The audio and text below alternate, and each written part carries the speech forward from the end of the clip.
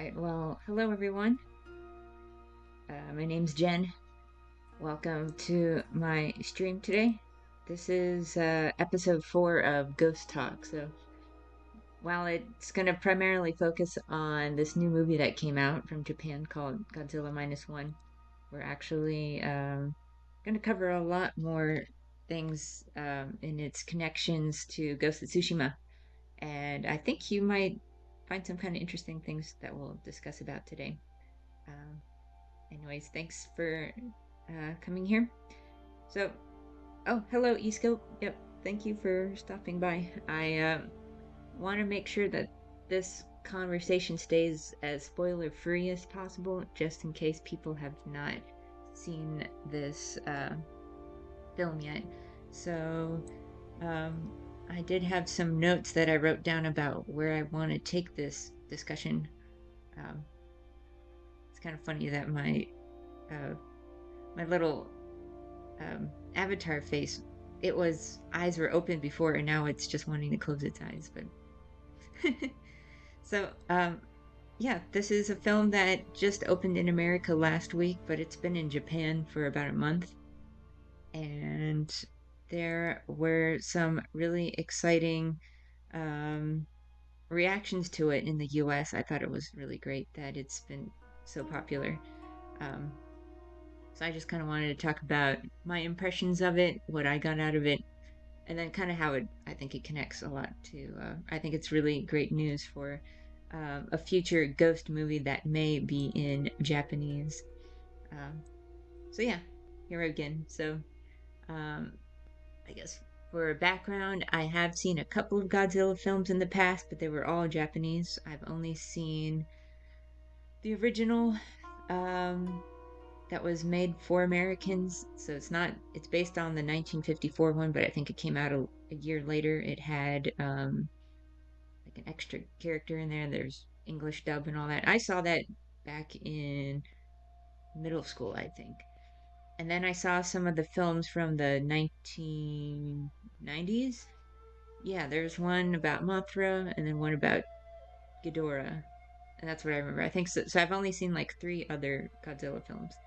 I think I was at a good age to watch them, so that I enjoyed them at the time. But I hadn't. So that's been like 20 years ago almost. So um, I hadn't seen any Godzilla since then. It's just not been on my radar. Have no interest in the new American films that came out. But one thing that did surprise me about this film was its setting, that was going to go way far back in the past. I really like that World War II setting, like, years right after. That really appealed to me. Also, just the um, how earthy, I guess, like the environments and the lighting and colors and everything. I thought it looked really beautiful. And then, of course, I think the critical acclaim actually inspired me to actually go and see the film, because when you see ratings on Rotten Tomatoes the way they are there, where it's like uh, 97%, that's actually very rare for critical, but then also 98% for audience. I was like, okay, so this is a high quality Japanese film. That's the main reason I'm coming to this. And so um, I was quite impressed by it. I really loved it. Oh, you scope, you say it. You've seen every single movie. Wow. You think Minus One might be my favorite? Yeah. I would say out of the four films I guess I've seen, yeah, I'd say this is my favorite. Um, I can't really compare them to the other films because he's just such a different character, but I feel like as a story, this one was a lot more meaningful, and it just has a big message for the modern day, even though it takes place after World War II. Um, so yeah, some things I wanted to point out about it. I felt like this film took upon lots of different influences, and it was kind of amusing to watch things go by. So like there's war drama influence. I know some people have said that it's kind of harkening back to things like Dunkirk. I have not seen that film, but uh, I've seen people mention some connections there. Um, there are some huge Spielberg references. Um, if I mention the movies what they are, then that would probably be the spoiler. But you'll see it. There's a lot of this kind of movie magic that happens where um, some really like wild events happen, and it's kind of in the style of Spielberg, and how exciting that is. Um, and then finally, I felt like there was a lot of Kurosawa influence. So if you've seen any of his really popular films, um, there's Seven Samurai, there's Rashomon. Um, he had this other film that's not samurai related. It's called Ikiru, which means to live. And all three of those films have very strong themes about the value of human life and like the meaning of life and um, I guess affirmation of the human spirit, that it's like, humanity's worth fighting for, that kind of thing. So I felt like Kurosawa had a big um, influence on Godzilla Minus One, and um, it was really enjoyable to see those expressions because Kurosawa is a big influence on Ghost, so there's a lot of affirmation of life in the game because they have this kind of common ancestry. Um, some things that I really appreciated about the film. Well, one, I thought uh, it felt really real and very grounded for a lot of it. There's a lot of attention to detail and just seeing, I guess, how like historically accurate they made the film. It was really great to see all those features of, just like the landscapes of bombed out Japan and all the cities and ruins and stuff. I thought that was really impactful to see it. And what's funny is like I think the film maybe 75% of the time does not require any CGI. And that's probably why the budget's so low. But then when there is CGI, it feels really realistic too. It's very strong. And I think it has less to do with how much money it costs, but more about like the talent and the skills of the people involved that made the CGI just so and the VFX make it so natural looking. I think VFX are getting cheaper these days, and that's a part of what made it possible. But anyway, I'll talk about that later about the budget. Um, what I also really appreciated was the depiction of Godzilla himself. I'm more a political commentary on uh, the the times of when it happened. So, about nuclear war, World War II itself, um, and all of that. I'm more of a fan of Godzilla kind of being a metaphor for, the evils of war. And um, I think he has more meaning when he is depicted as this like absolute antagonist. He's not. Um, he's like a curse, really. I feel like he's bringing judgment, but also he's kind of even bringing like false judgment. So like he's just totally destroying. Um, Hello, Loki. Said minus one's focus on the value of life. Yeah, they're definitely ghost vibes. Yep. Yeah, I'm doing quite well, Loki. Yeah. So I wanted to share some things. Um, yeah, in regards to Godzilla as a creature, I was a big fan of um, uh, not just that he was a villain, but also his design. I kind of wanted to talk about that really briefly. I'm going to switch over to my share screen. So, yesterday I found a Japanese article. I wasn't able to translate it or have access to the full article, but the director of the film, let's get that pulled out here. Do you think is it going to work? Yeah, so the director of the film, Yamazaki, he said that he believes that Godzilla is like the embodiment of something called Tatari Gami. So Tatari, I had to look it up online what it means, and I just kind of wanted to read it through to you. So Tatari means refers to a condition wherein a god, Buddha, or the soul of a human being causes a calamitous condition for human beings, or a supernatural force that works within that condition. Um, it laterally focuses and indicates a punishment by Shinto and Buddhist deities, whereas the former mainly originates from uh, human resentment. Some kind of directions here. It says here, like, today, it is generally believed that the power of Tatari and of the gods will punish human beings for their violation of divine will, transgressions, malice, or neglect of religious duties.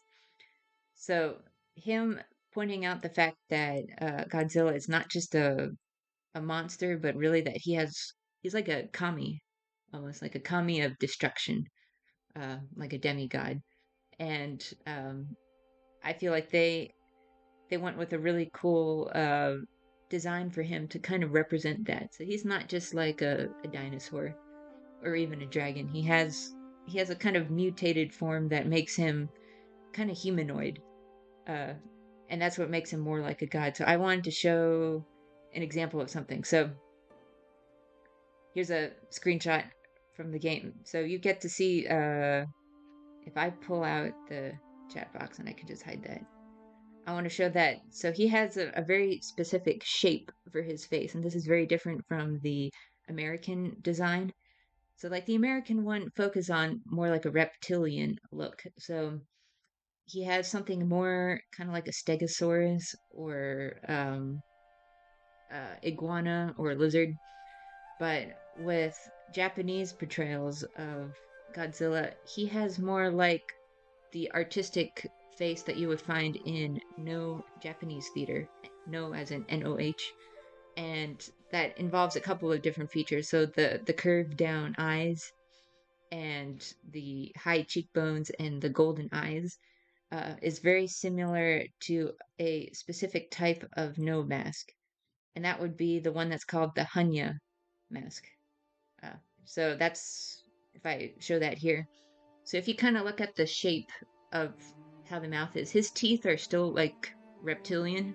So he doesn't have the fangs of a no mask, but the eyes, especially, and the way the eyebrows are curved down, and also the fact that he always seems to have a grin on his face.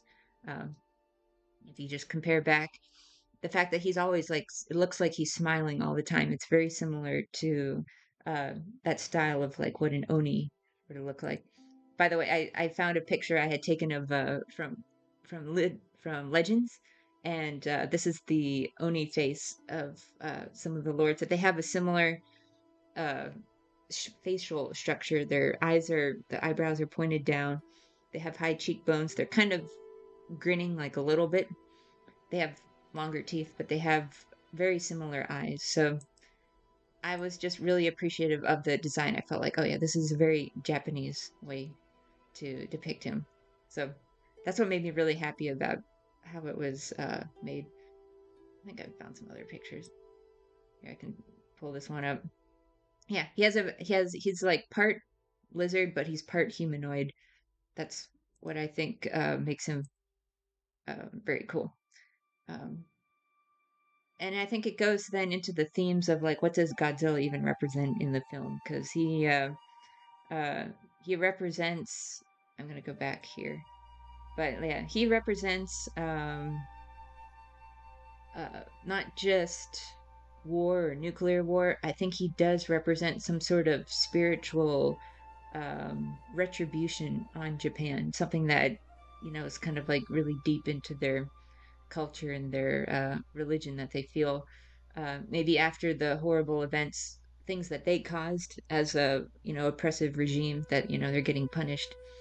Um, but in a lot of ways, Godzilla is like worse than that. He's more than just a judgment bringer. He really is like an annihilator to the point that there's no sense of right and wrong anymore. It's just like everything gets crushed.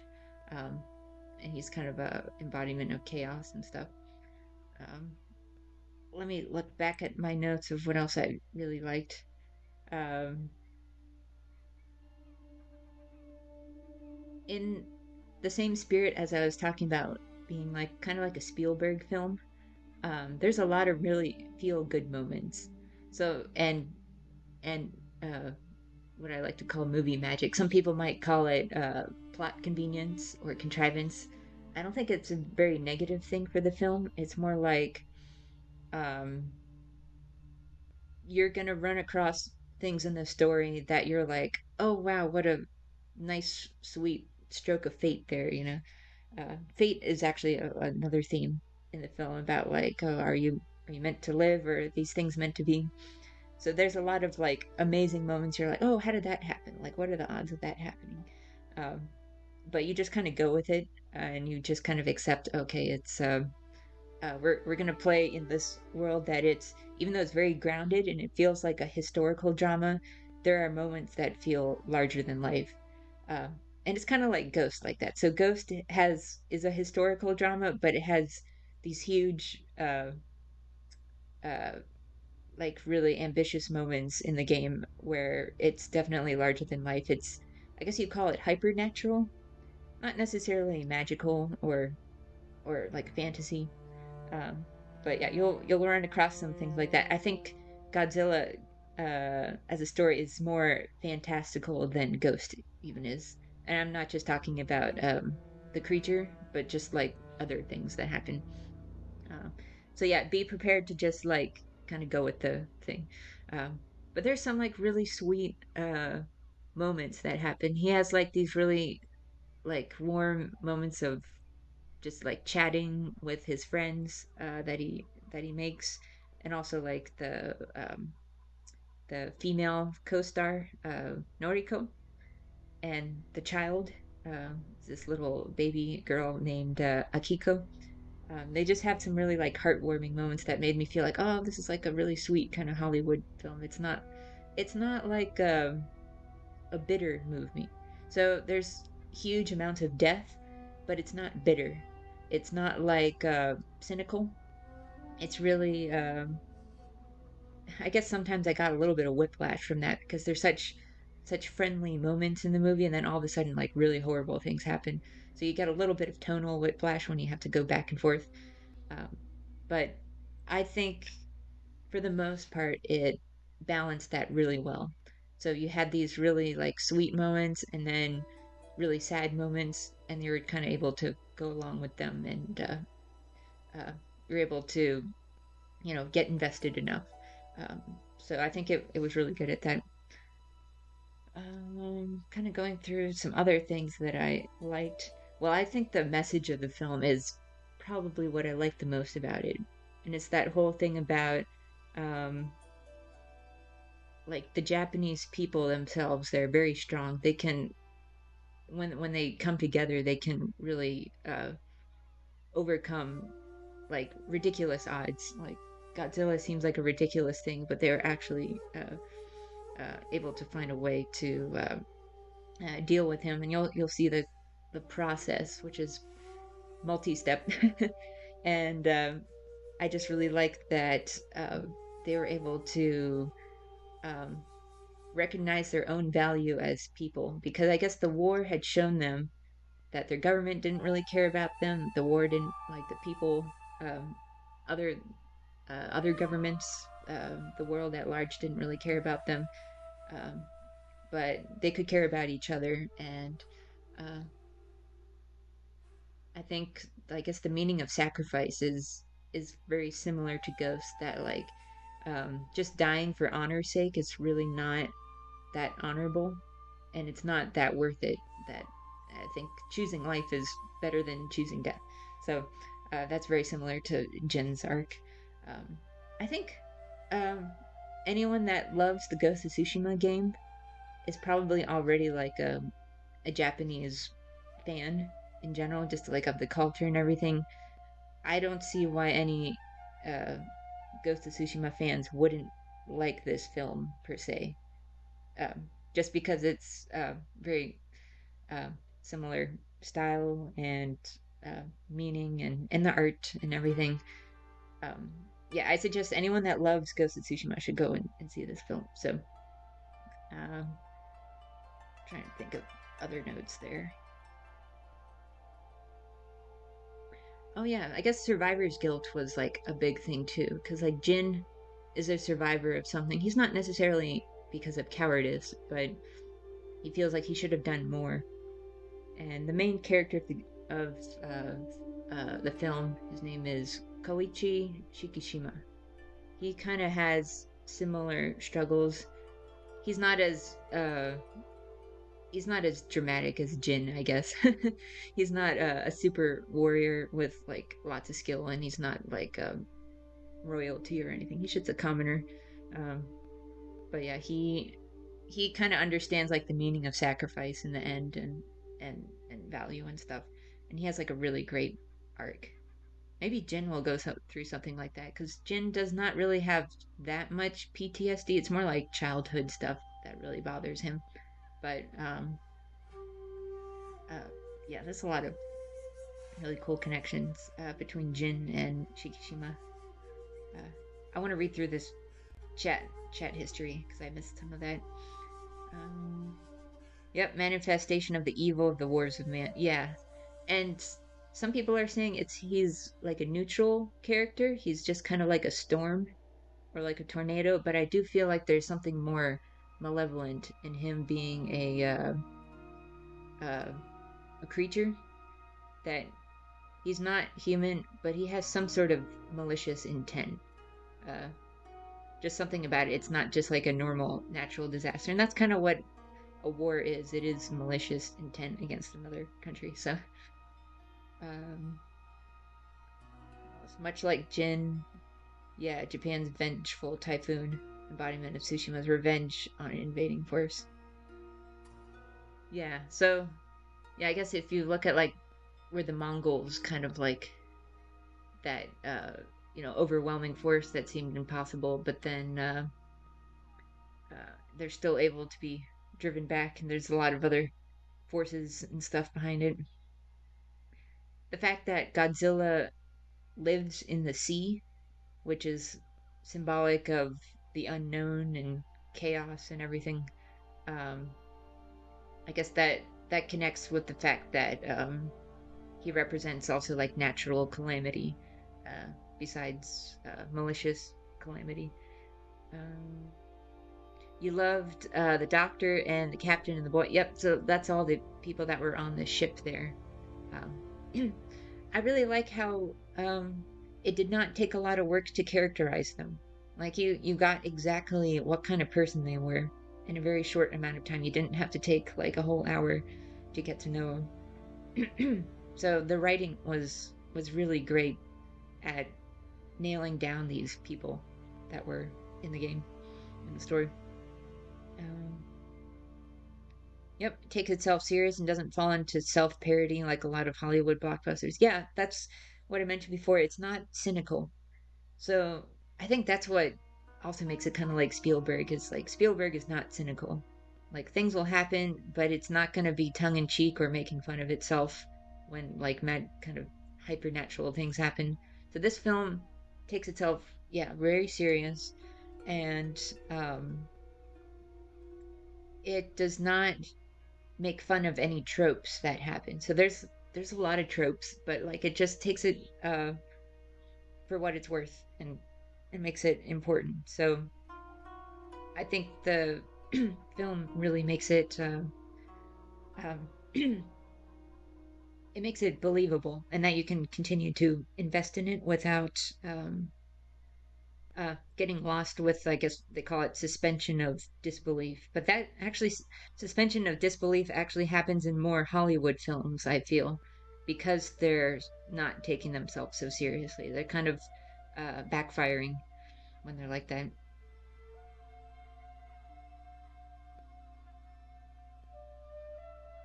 Okay, what else have you guys said? Yeah, self parody is rampant and it's terrible. Yeah, so yeah, the film is not like that. You would think I've heard a lot of people saying like, "Oh, this story does not have any what does they say, woke message." And I guess what actually makes bad media is not necessarily having like an agenda or anything. I think this film does have an agenda. It's just it's a really meaningful one that counts for everybody. It's not it's not like attacking any specific things, although it might be attacking um, kind of government and institutions a little bit. But I think what makes something be able to be political really has to do with the quality.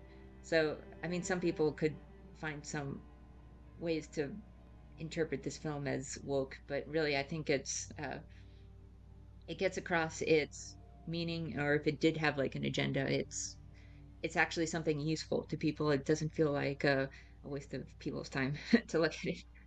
I could say there's like one point in the film I felt like, okay, this is a commentary on gender discrimination.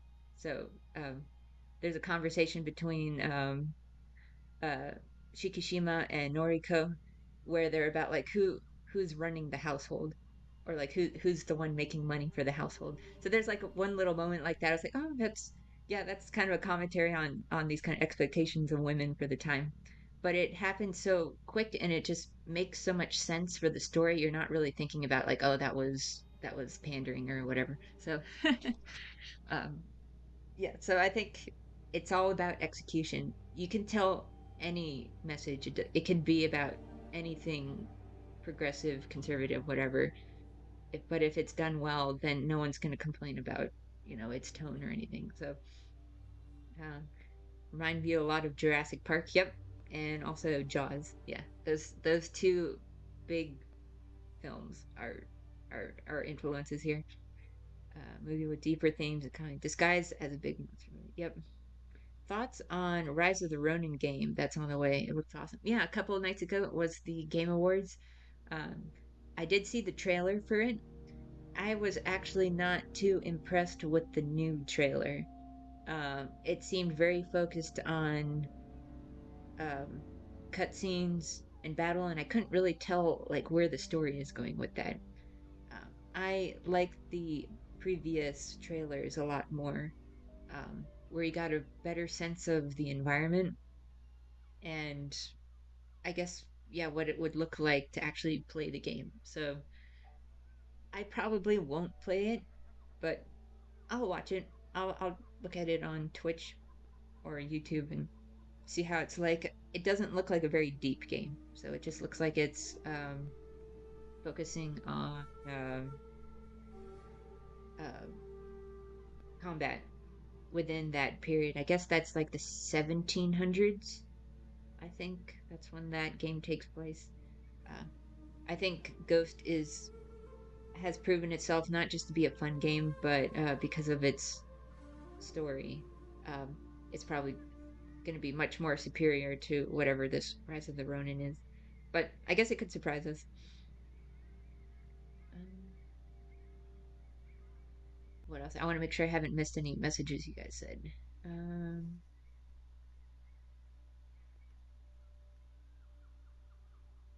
what do you love about Jin's inner conflict? He deconstructs the samurai honor code that many people believe Bushido to be. Yeah, overwhelming odds gave birth to a monster that asked the hard questions. Yeah. Yeah, that's actually an interesting way to look at it. You can interpret Godzilla as representing all the things that the Japanese people regret about themselves. So it could be their feelings of shame, guilt, um, failure, like not meeting expectations. They feel like that's going to destroy them. Um, and yeah, they're not, if they don't cope with it, it just gets bigger, basically, and it becomes, existential danger and makes them, want to kill themselves. So, um, um, and yeah, it's like for the Japanese people and then also for like individuals like Shikishima. I feel like Godzilla kind of represents everything that he hates and regrets about himself. So, yeah. Oh yeah, Ultra HD cutscenes out of context for every game trailer. Actually, one game trailer I really liked about Ghost is wait no, on the Game Awards it was the one for Wukong, Black Myth Wukong. That one looks more exciting in terms of what it's about. So it's gonna tell a mythical story that's very famous in China. I'm really curious how they're gonna tell the story.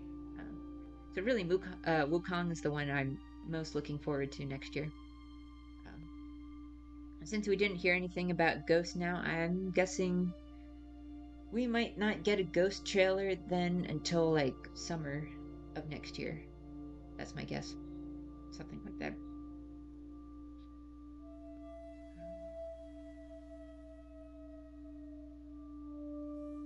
Oh yeah, actually now here later I want to talk about the movie itself. I found some funny news this morning. I'm gonna switch over back to my sharing screen. Get this pulled out. You know, the numbers. I think people have been talking nonstop about the numbers of um, Godzilla Minus One. So it's been reported that the budget was 15 million, but like late last night, it was, or was it this morning? They um they had a conversation with the director, and he's like, "Oh, I wish we had 15 million to make this film." And then it made everyone realize, what is this film actually less than 15 million to make? I I can think of a couple of reasons why it was that cheap. It's not just a, a matter of how expensive CGI is, but Toho as a company, Toho International, um, they're, you know, highly reputable in Japan. They probably get a lot of tax incentives and, for lack of a better word, I guess discounts whenever they try to put something together as a film. So my guess is maybe this did cost more than 15 million to make, but they're given a lot of subsidies and stuff to actually make the film. So now it seems like maybe it's actually 13 million or even less than that to make the film. Um, some current numbers that I was able to look at. So it's had a very steady box office for like the last week. Every day it makes at least $1 million. And they say that actually it's been better than the current Hollywood. So right now it's at 43 million. It's only going to go up. I think by the end of this weekend, this is going to reach 50 million. And when the budget was 15, so it's basically tripled its budget plus more. So if you were to imagine, okay, what if this was a Hollywood made film? If this film was made with 150 million, which people would say, oh, that's kind of reasonable for like a big blockbuster. This film is now making, in the space of a month, it's making 500 million and then some. So maybe the overall profits is not quite as high, but it certainly made back its budget, and it's well in the green now. So it's made tens of millions of dollars at this point uh, of gains, and it's only going to get more because it's going to go to Europe uh, next week. So even more people will get to see it, and then probably on streaming, it's probably going to make a lot wherever it's shared. So like if people rent it out, I think I want to watch it again. Probably not in theaters, but I do want to see this film a second time, and I'm not usually like that with films.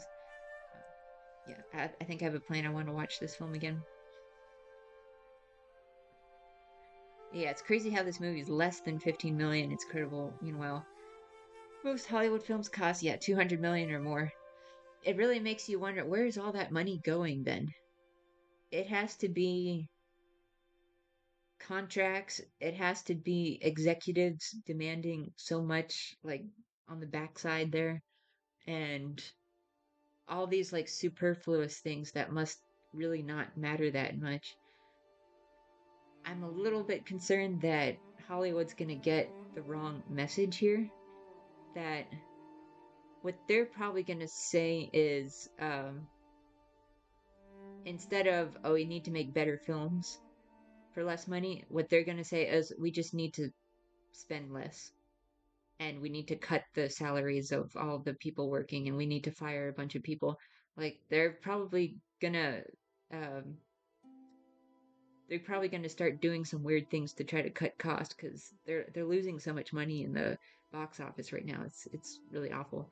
Um, I don't think they expected American audiences to turn on them so much as they have all these studios in the last year. And then suddenly a film like this pops up. So, um, yeah, I think they might try to cut costs just like out of this new pressure that's been put on them, but I don't think it's going to mean a better quality. So they might just make their employees work harder for less in order to try to get the budgets down. So, uh, and then they'll totally miss the point about why this film is so good, and it is because of the direction, both the writing and the design and the acting. So, like putting all of that together is really what made it worth it, and not the special effects and stuff. So, it's the TLC, the tender loving care that the Japanese put into this film. That's what made people love it. It's not the cost of it. So yeah. Reading through Rise of the Ronin and Assassin's Creed Red need to really up their game to compete with Ghost. Absolutely. I'm I'm cautiously optimistic that the sequel will be at least the same level as the first game in terms of quality. I bet it will be a better game to play. I just don't know how they can top the first story. Like that's going to be the challenge there. But they can do it. I think if they do some certain things, they can make something at least equal. Um, but yeah, a lot of video games, yeah, they struggle a lot with trying to tell something compelling rather than just be like a fun game. So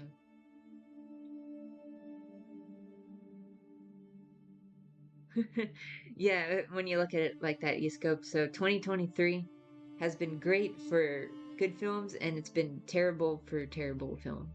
So a lot of actions and or like cause and effect. So like the less effort that was put into things, then they really got the proper answer.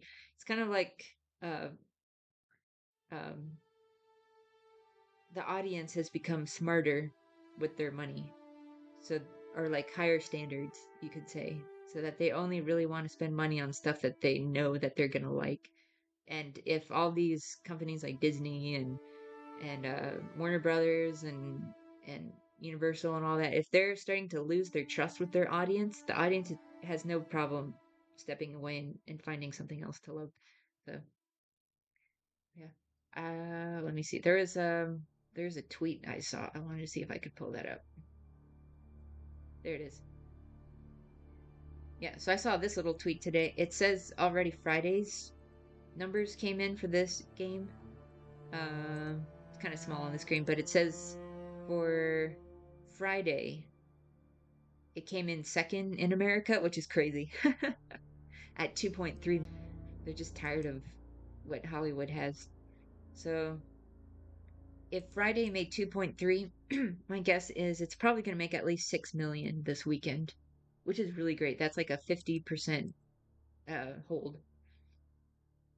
Yeah, all these pictures are fun, but yeah, that's really great news. It's just kind of a shame that not many people had heard about it till now.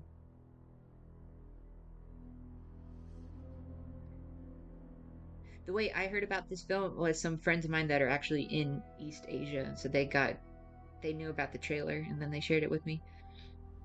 Go back there.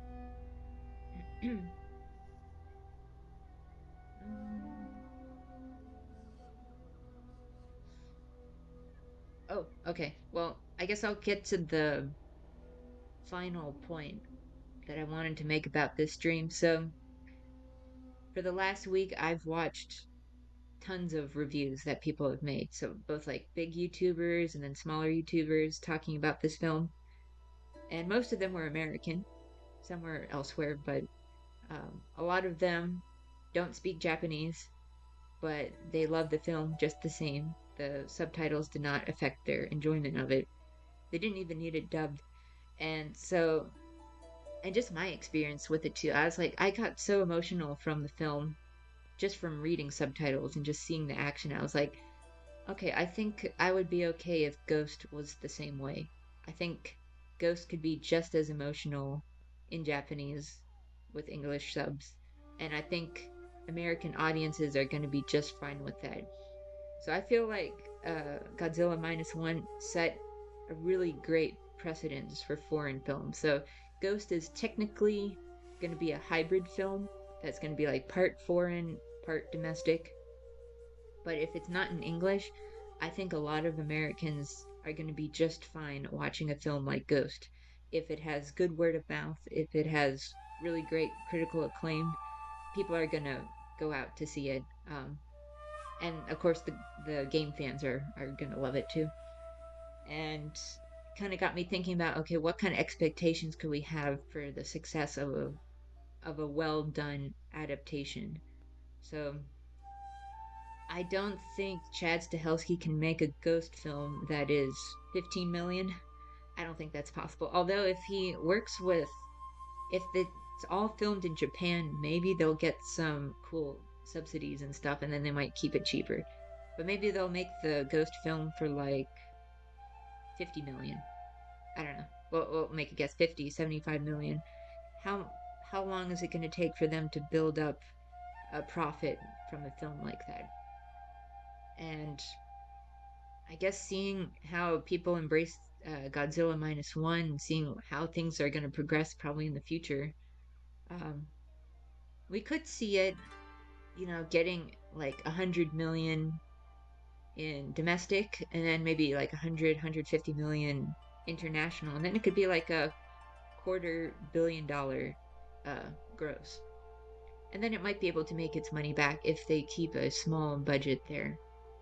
Um, but I just got really excited from seeing this film being embraced by so many Americans that they would love to see that kind of film. And yeah, if Ghost is good enough, people are going to come and see that too, and they're not going to be afraid of subtitles um, or anything that has Japanese actors. So it yeah, it paved the road for Ghost to do really well in the future. So Ghost does not have to be the one breaking the ground uh, when it comes to uh, language in domestic um, um, fields. So yep, the stunt and action coordinators for doing the uh, choreography for all the fighting. Yeah, that's gonna be really great to see that. And it seems to me like the script is going to be pretty uh, authentic and accurate to the game too. So yeah, this film made me really excited for the future. Um, I want as many people as possible to go see Godzilla Minus One and support Japanese filmmaking, and then that'll get them hyped for seeing more stuff in the future. So they'll get to see something like Ghost, maybe in 2 years from now, possibly. I mean, if the game comes out in 2025 and then the movie comes out like a little bit later, that would be really great. Something like that. I want to see if I had missed anything else in the chat.